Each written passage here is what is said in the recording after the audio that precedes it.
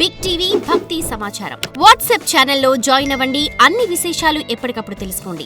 Big TV ప్రేక్షకులందరికీ స్వాగతం. ఈరోజు మనం ద్వాదశ జ్యోతిర్లింగాల మహత్వం కోసం తెలుసుకుంటున్నాం.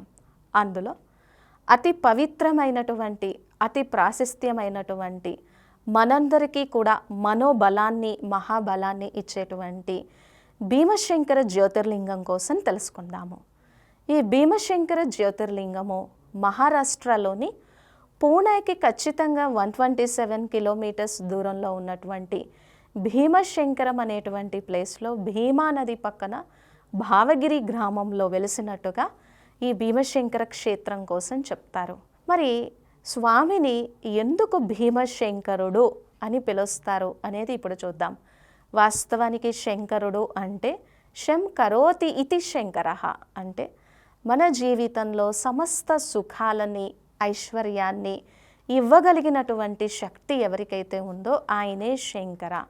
లౌకిక సుఖం నుంచి పారలౌకిక సుఖం వరకు కూడా సమస్త సుఖాన్ని ఇచ్చి ఆ తరువాత వైరాగ్య సుఖాన్ని కూడా ఇవ్వగలిగినటువంటి వారికే శంకర అని పేరు అన్నమాట. అంటే ఎంత గొప్ప సుఖం, వైరాగ్యంలో కూడా సుఖం ఉంది అనేటువంటి భావనను కలిగింపజేసి అటువంటి సద్బుద్ధిని కూడా ఇచ్చేటువంటి వాడు భీమశంకర. భీమా అనేటువంటి పదానికి అర్థము బలవంతుడు, మహాబలవంతుడు. అలాగే ఇంకొన్ని అర్థాలు కూడా భీమా అంటే గాలి ప్రభంజనము అని కూడా పురాణాలు వర్ణిస్తూ ఉన్నాయి. అంటే మనం నిజంగా ఊపిరి పీల్చాలి, అలాగే ఊపిరి వదలాలి, అదే breath in breath out. So ఎప్పుడైతే ఊపిరి ఉండదో ఈ శరీరం ఏమైపోతుంది, శవమైపోతుంది. మరి ఎన్ని రకాల ఊపిరులు ఉన్నాయి మనలో? ప్రాణ, అపాన, వ్యాన, ఉదాన, సమాన, నాగ, కూర్మ, దేవదత్త, ధనుంజయ, ఇన్ని రకాల గాలులు ఉండి ఇన్ని రకాల ఆక్సిజన్ లెవెల్స్ ఉండి అన్ని రకాలుగా ఈ శరీరము ఆరోగ్యవంతంగా ఉండడానికి అవసరమైనటువంటిది. మరి ఒక్కొక్కటి మన శరీరంలో ఒక్కొక్క దానికోసం ఉపయోగపడుతుంది. మరి ఈశ్వరుడు అంటేనే పంచభూతాలకి పంచతత్వాలకి కూడా అధిపతి. ఆయన ఆజ్ఞ కారణంగానే ఇవన్నీ మన శరీరంలో ఉండి మనం సరిగ్గా గాలి పీలుస్తూ గాలి వదులుతూ సక్రమమైనటువంటి ఆరోగ్యంతో ఉండగలుగుతున్నాము. అది ఈశ్వరుని యొక్క ఆజ్ఞ. ఆయన ఆజ్ఞ కారణంగానే పంచతత్వాలన్నీ కూడా మనకి ఉపయోగపడుతున్నాయి అని శాస్త్రం చెప్తుంది. మరి ఇంకా భీమశంకర జ్యోతిర్లింగం వెనక ఎటువంటి పురాణ గాథ ఉంది అనేది మనం ఎప్పుడు చూద్దాము.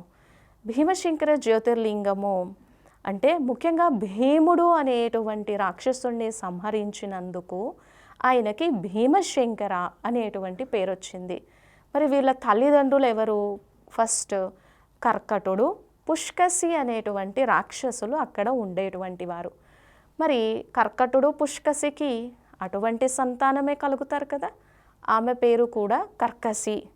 సో కర్కసి పెరిగి పెద్దయిన తర్వాత విరాధుడు అనేటువంటి వ్యక్తితో ప్రేమలో పడుతుంది.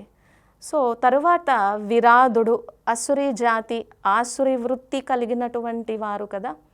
ఆ తరువాత శ్రీరాముడు ఆ విరాధుడిని సంహరిస్తాట. సో తర్వాత మళ్ళీ పుష్కసి కుంభకర్ణుడితో కొంచెం స్నేహపూర్వకంగా ఉంటుందట. సో కుంభకర్ణుడిని కూడా సంహరించినటువంటి వాడు. మరి వీళ్ళిద్దరి కారణంగానే ఆమెకు భీముడు అనేటువంటి మహాబల తపస్సంపన్నుడైనటువంటి రాక్షసుడు పుడతాడు. చాలా బలం కలిగినటువంటి వాడు. కొంతకాలం పెరిగి పెద్దయిన తర్వాత నా తండ్రి ఎక్కడా అని అడుగుతాడట. అప్పుడు విరాధుడు లేడు, కుంభకర్ణుడు లేడు. వాళ్ళిద్దరినీ సంహారం చేసినటువంటి రాముడి కోసం చెప్తుందట.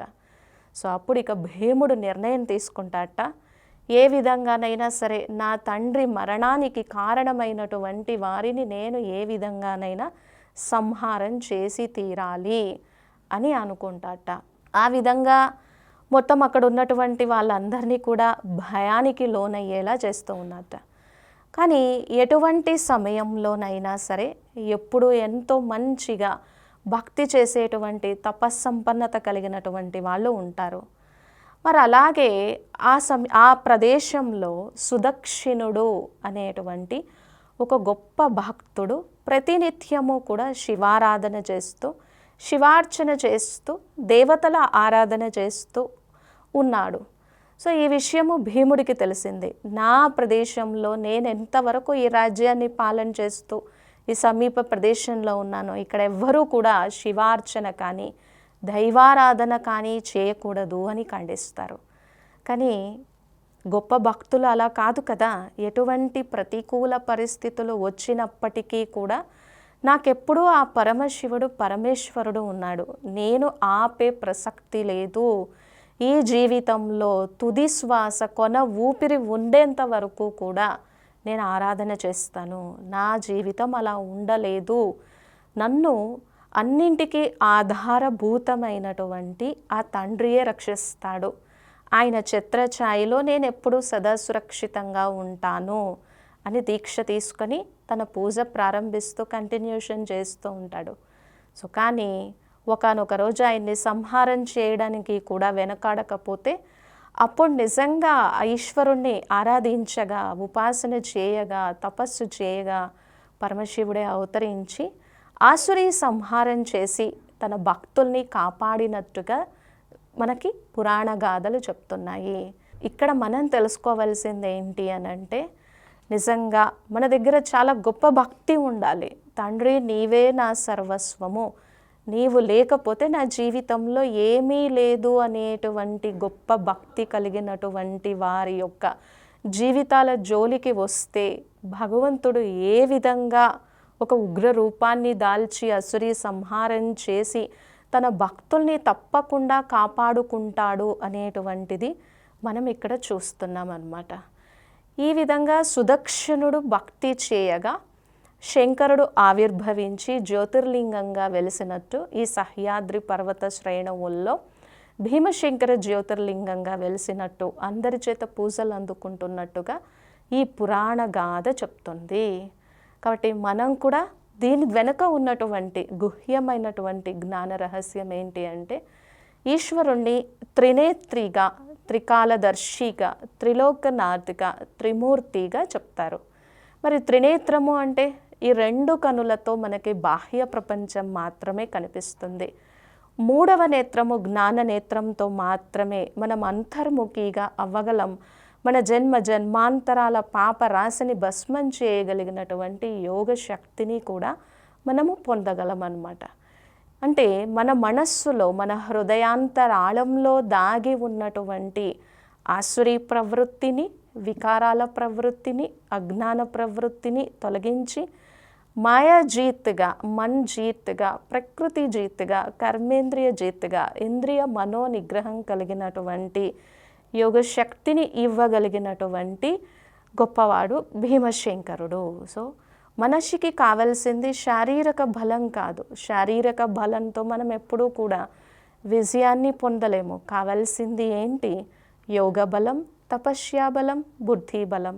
ఈ మూడు బలాలని మనం భీమశంకరుణ్ణి ధ్యానం చేయటం వలన పొందుతాం. ఎప్పుడైతే ఇటువంటి బలాలు కలుగుతుందో మనసు ఆటోమేటిక్గా సాత్విక ప్రవృత్తితో ఉంటుంది. అందరినీ అర్థం చేసుకోగలం.